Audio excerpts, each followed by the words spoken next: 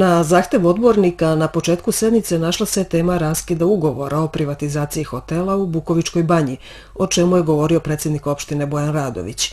Ovo pitanje detaljno će biti razmatrano na sljedećoj sednici Skupštine. Vi znate da je kupoprodajni ugovor sadržao obavezu rekonstrukcije hotela Staro zdanje i Šumadije. Iako je u investicionom planu stajao i taj treći hotel Depadans. On nije bio predmet kupoprodajnog ugovora, je stajao u investicionom planu. Kao za sve prethodne projekte, uvek sam se trudio da se sve nastavi, da ta jedna velika investicija se sprovede. Ono što je jako bitno, ovdje bi trebao da bude i premijer Cvet koji će verovatno da objasni šta je to bilo obećano, da bi ja znao od početka do kraja za ove 4 godine šta sve treba da uradim. Nešto je bilo obećano. Znači, u kupoprodajnom ugovoru je bilo rekonstrukcija Starog zdanja i Šumadije. Mi smo prihvatili da se radi i treći hotel, koji nije bio predmet kupoprodajnog ugovora. To nije bila obaveza. A kupoprodajni ugovor je potpisala Agencija za privatizaciju i preduzeće koje je kupilo hotel. Od mene se tražilo da potpišem protokol, i to se spominje, protokol kojim bi na neki način preneo obaveze na opštinu. U slučaju šta god da se desi, opština bi bila odgovorna i mi bi trebali da možda platimo neku odštetu i tako dalje. Čak i kad sam rekao da ja tako nešto ne mogu da potpišem, jer nisu ingerencije naše. Nismo mi iznad zavoda, nismo iznad ministarstva, nismo iznad Vlade Republike Srbije.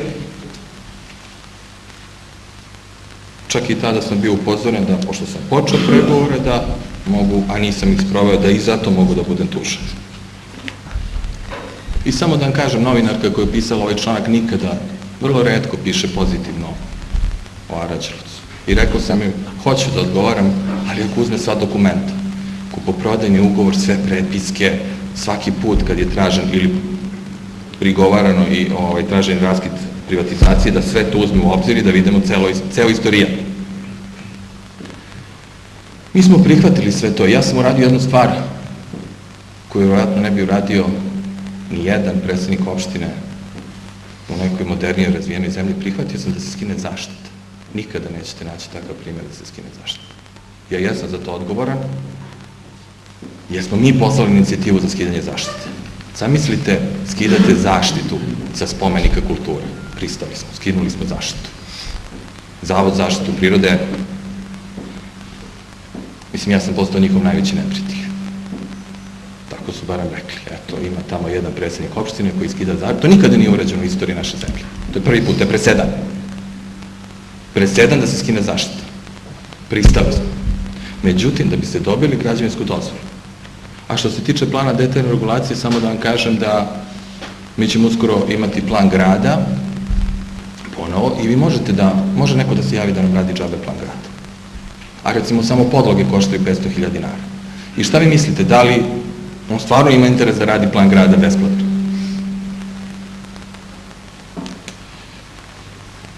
Da biste dobili građevinsku dozvolu, mora da budete vlasnik zemljišta. Ja ne mogu zemljište, nisam, nemam te ingerencije, ne mogu nikome da predam zemljište iz javne svojine u privatno. Znači, ne može da se dobije građevinska dozvola ukoliko se ne reši problem sa zemljištom.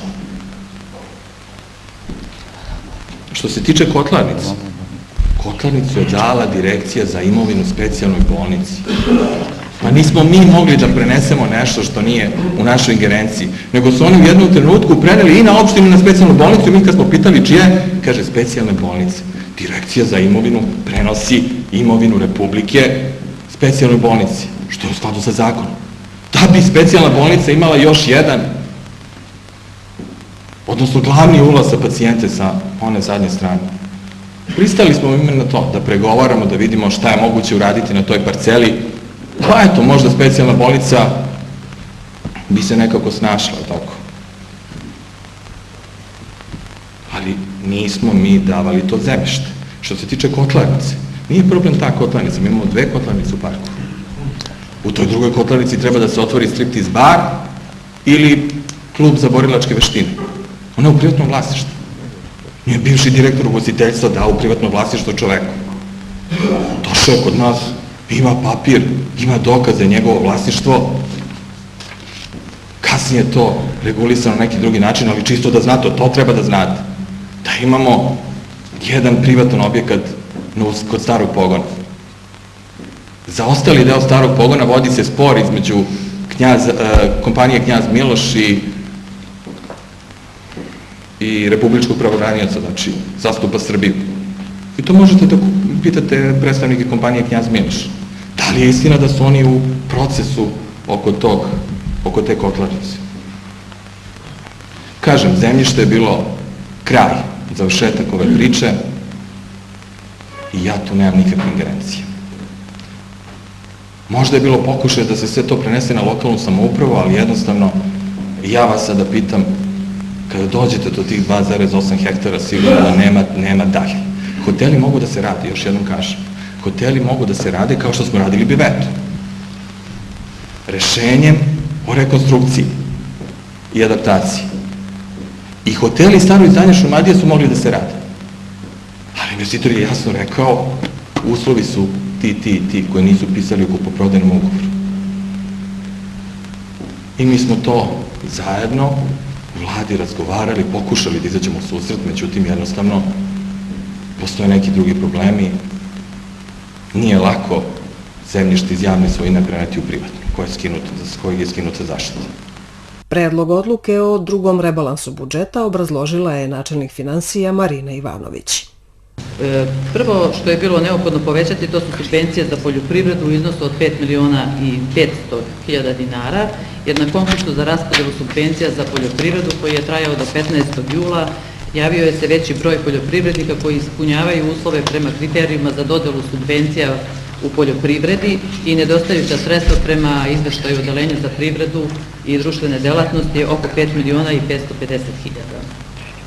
Drugi deo tekućih rashoda koji je također bilo neophodno povećati, to je povećana je stavka naknada štete za isplatu po poravnanjima, za isplatu otpremnine kod zaposlenih radnika u javnom preduzeću TV Šumadija po odluci opštinskog veća iz prethodne godine, što je doneta je odluka da se isplati dodatnih 100 evra po godini radnog staža. Deo sredstava je obezbeđen oko 2 miliona iz tekuće budžetske rezerve i deo sredstava od 2 miliona obezbeđen je ovim rebalansom budžeta. Povećano je također tekući rashodi za isplatu otpremnine za zaposlene u fudbalskom klubu Šumadija u iznosu od 2 miliona dinara. Fudbalski klub, ustanova fudbalski klub Šumadija, znači po nalogu ministarstva, više ne može da postoji kao ustanova, niti može da posluje kao indirektni budžetski korisnik. Što se tiče kapitalnih izdataka kod javnog preduzeća za planiranje, najveći deo sredstava je opredeljen za putnu infrastrukturu. Kod javnog preduzeća za planiranje budžet je ukupan povećan za 9 miliona što se tiče kapitalnih izdataka. Najveći deo je znači u putnoj infrastrukturi, oko 163 miliona je planirano znači za asfaltiranje lokalnih puteva i za asfaltiranje ulica u gradu, 140 miliona za rekonstrukciju ulice Knjaza Miloša i Jadranske, znači od Vojvode Stepe do Šarene kapije, 15 miliona za rekonstrukciju ulice Nikole Pašića, tako da je ukupno povećano kod javnog preduzeća za planiranje oko 54 miliona za kapitalne izdatke, naročito u putnoj infrastrukturi. Narodna biblioteka Sveti Sava dobila je sredstva od Ministarstva kulture za projekat uređenja dečjeg odeljenja u oblasti bibliotečko-informativne delatnosti u iznosu od 1.760.000 dinara. Deo učešća opštine u tome je 1.823.000, tako da je taj deo također obezbeđen rebalansom. Kod kapitalnih subvencija javno-komunalnog preduzeća Zelenilo opredeljeno je 35 miliona dinara za rekonstrukciju parka i staza rasvete i mobilijara u parku.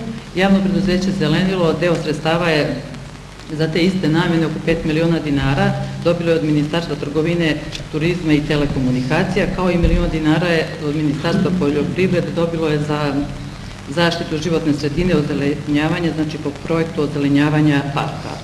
I deo sredstava je planiran kod javnog preduzeća Zelenilo, također za oko 16 miliona za nabavku opreme za organizovanje parking sistema u gradu.